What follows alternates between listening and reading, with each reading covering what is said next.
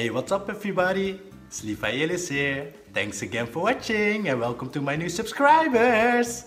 If you're new to my channel, I'm trying to bring you cryptocurrency news in an entertainment kind of way, so it's easy for you to digest.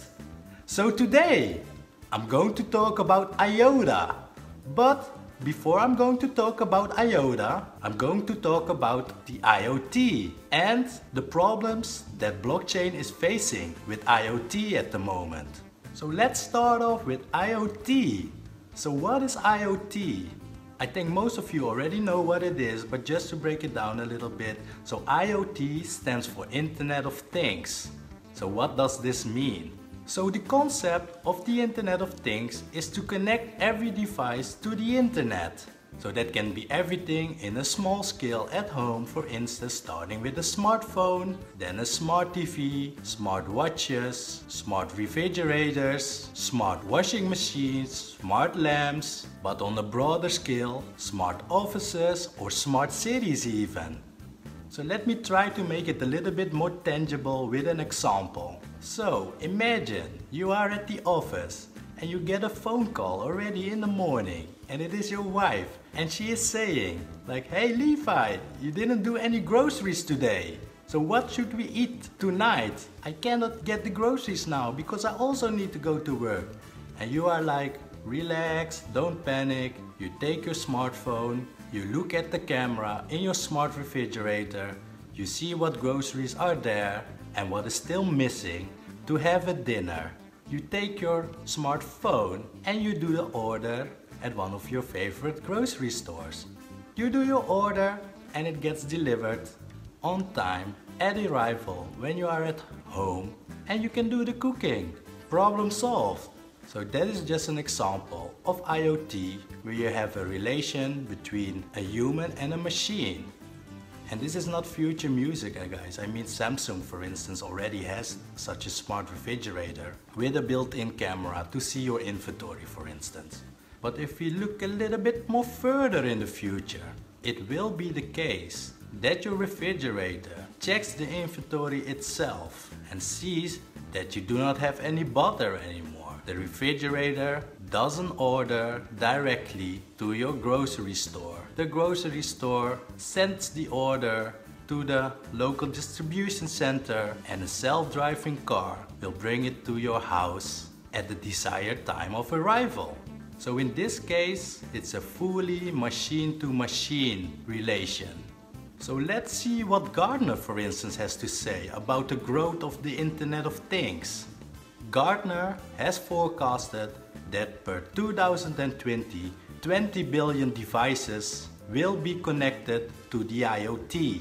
The Boston Consulting Group has forecasted for 2020 that the IoT market will be a 267 billion market. If you look at some numbers for 2025, there will be approximately 75 billion devices connected to the Internet of Things. And McKinsey, for instance, believes that the impact of IoT on the global economy will be as high as $6.2 trillion. So now let's look at the pros and cons for blockchain, for the Internet of Things. So the pro, of course, is the security of the blockchain based on cryptography. Security is key in the Internet of Things. You do not want to sit in your self-driving car, have a hacker take over the car and smash you to a wall. Then the cons of the blockchain. So imagine you have all those billions of devices connected to the Internet of Things. Can you then also imagine how many data transactions per second should be handled for these devices? That would be in the billions as well, or even more. So using blockchain might be an issue, right? Let's go back to the butter example that I gave that need to be ordered whenever there is no butter anymore in your refrigerator. So butter has a pretty low cost. It requires a smart contract to order the butter, but you need to pay transaction fees. And that is what we are moving ahead to with IoT. So you will have machine-to-machine, micro or even nano transactions. and transaction fees will be an issue in this one. So let's take Ethereum as an example.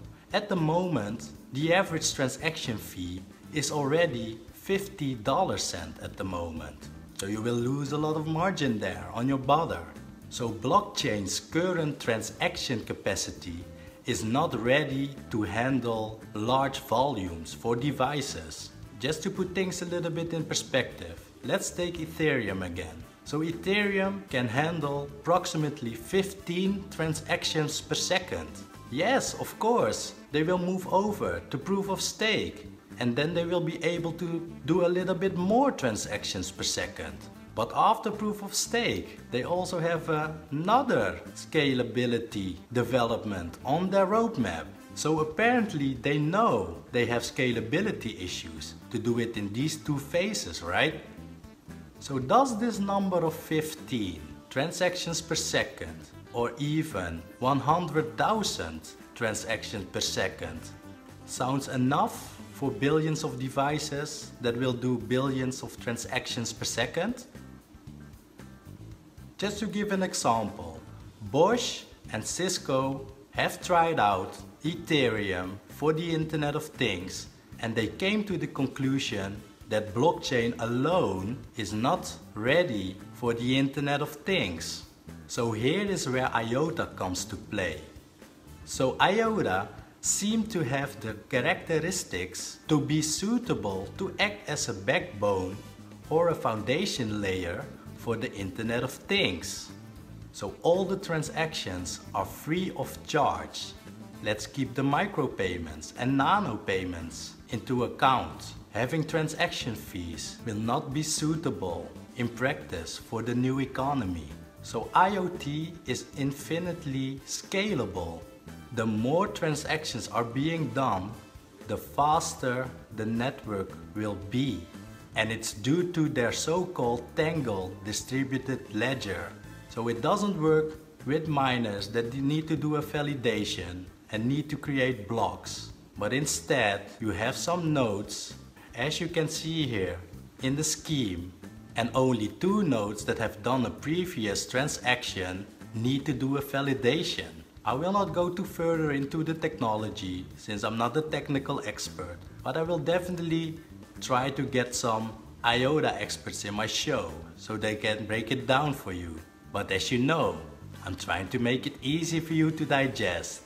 Furthermore, that technology is modular, so you can build easily on top of it. So with so many devices growing to billions in the next 10 years and even to trillions in the next 20 years, it will require a lot of microtransactions and nanotransactions. Can you now imagine that their coin supply is approximately 2.8 quadrillion because it's just required in the new economy? So IOTA is not a new kid on the block. They have already been founded in 2015 by David Sonstebo. I don't know if you pronounce his name correctly, but he has been a lead developer of NXT around 2013. NXT already saw some optimizations for the blockchain, but David saw the need for further optimization for the IoT. Hence he started IOTA for that. So IOTA has also a IOTA Foundation. So the purpose of the IOTA Foundation is to do branding, networking, marketing and communications, create partnerships, create pilots, proof of concepts, and of course business development. So the IOTA Foundation members are well-respected people with impressive track records, and they have worked for companies and organizations such as NASA, Exxon, Bang & Olufsen, Aston Martin, IBM, Ford, Mercedes-Benz, Sony Ericsson, Virgin Media, Accenture, RWE, etc. Next to that, the IOTA Foundation also has partnerships with Canonical, you might know them of Ubuntu, and INOG Innovation Hub, which is a spin-off of RWE, which is the second largest energy company of Germany. So let's take a look at the partnership with Canonical, for instance. So together, they are doing a collaboration to create machine-oriented business models and show use cases for the telecom market, which is expected to reach more than $1.5 trillion in revenue by 2020. Also, IOTA is member of the Trusted Internet of Things Alliance, which includes companies such as Bosch and Cisco. So based on the points that I've mentioned in this video, this for me is enough reason to speculate and invest in this technology. But hey, you know what I say? I'm not a financial advisor. I'm just a hobby investor. Make your own decisions, do your own research, and don't take anything I say for granted. If you want to know everything about marketing automation, yes, that's my expertise. So that's it for today. Thanks again for watching. Peace out.